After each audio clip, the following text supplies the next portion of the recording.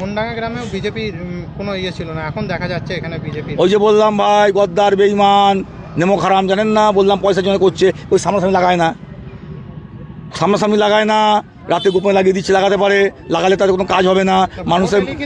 হ্যাঁ, ভোট হলে পয়সার জন্যে, টাকার জন্যে। বলছি তো, তাদের কাছে কোনো ধর্ম নেই, কোনো রাজনীতি নেই, কিচ্ছু নেই। পয়সা কোথা থেকে পয়সা পেয়ে যাচ্ছে, লাগিয়ে দিচ্ছে। 1000 কোটি টাকা। ভোটের পর আপনাকে বলতে শোনা গেল যে বিশেষ তালিকা তৈরি হবে যারা গদ্দারি করে। হ্যাঁ, একবারে ফ্লেক্স করে টাঙিয়ে দেবো তো। এরা নাম দেবে তো, এরা নাম দেবে তো। আমি কোথা থেকে জানবো? নাম আমাদের যারা কোনো তারা নাম দেবে যে দাদা এরা ভোট করে নাই, অথচ আমার সঙ্গে ছিল। তো তাদেরকে মানুষের সামনে তাদেরকে তুলে ধরবো না? তাহলে এরা তো লিস্ট বানাবে, লিস্ট বানিয়ে আমাকে দেবে, আমি সই করে টাঙিয়ে দেবো।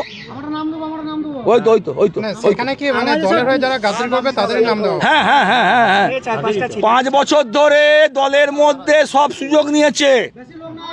5 থেকে 6টা আছে, বেশি নাই।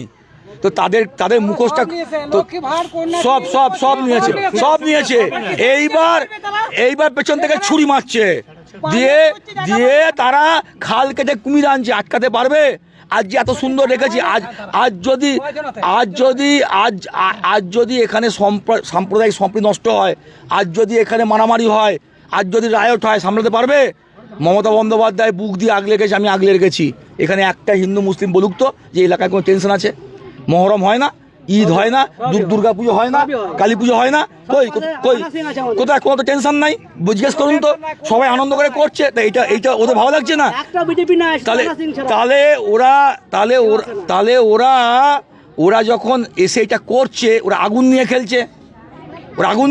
এটা যদি এবার টেনশন বেড়ে যায়, যদি এখানকার সাম্প্রদায়িক সম্পর্ক নষ্ট হবে, তার দায়িত্ব পাবেন, তখন হাওয়া হয়ে যাবে, পালিয়ে যাবে, তখন সামলাতে হবে আমাকে।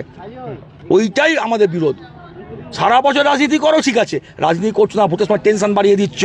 হিন্দু মুসলিম ঐক্য তৈরি করে রেখেছি, বুক দিয়ে আগলে রেখেছি সমস্ত মানুষকে, আজকে সেইকে তাদের মধ্যে উস্কে দিচ্ছ।